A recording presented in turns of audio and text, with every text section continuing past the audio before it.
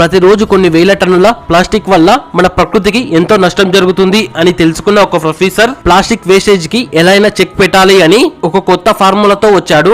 రాజగోపాల్ వాసుదేవన్ అనే ప్రొఫెసర్ ఒక creative solution ని కనిపెట్టాడు. రోడ్లని వేయించే స్టోన్స్ ని తీసుకొని దాదాపు 170 డిగ్రీస్ వరకు హీట్ చేసి కట్ చేసిన ప్లాస్టిక్ ముక్కలని అందులో కలిపాడు.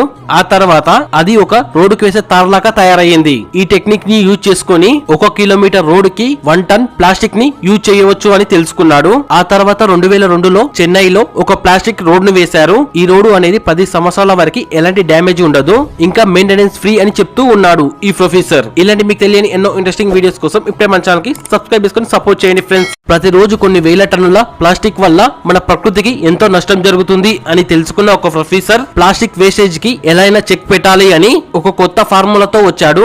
రాజగోపాల్ వాసుదేవన్ అనే ప్రొఫెసర్ ఒక క్రియేటివ్ సొల్యూషన్ ని కనిపెట్టాడు. రోడ్లని వేయించే స్టోన్స్ ని తీసుకొని దాదాపు 170 డిగ్రీస్ వరకు హీట్ చేసి కట్ చేసిన ప్లాస్టిక్ ముక్కలని అందులో కలిపాడు. ఆ తర్వాత అది ఒక రోడ్డుకి వేసే తారలాగా తయారయ్యింది. ఈ టెక్నిక్ ని యూజ్ చేసుకుని 1 కిలోమీటర్ రోడ్ కి 1 టన్ ప్లాస్టిక్ ని యూజ్ చేయవచ్చు అని తెలుసుకున్నాడు. ఆ తర్వాత 2002లో చెన్నైలో ఒక ప్లాస్టిక్ రోడ్ ను వేశారు. ఈ రోడ్డు అనేది 10 సంవత్సరాల వరకు ఎలాంటి డ్యామేజ్ ఉండదు, ఇంకా మెయింటెనెన్స్ ఫ్రీ అని చెప్తూ ఉన్నాడు ఈ ప్రొఫెసర్. ఇలాంటి మీకు తెలియని ఎన్నో ఇంట్రెస్టింగ్ వీడియోస్ కోసం ఇప్పుడే మన ఛానల్ కి సబ్స్క్రైబ్ చేసుకుని సపోర్ట్ చేయండి ఫ్రెండ్స్.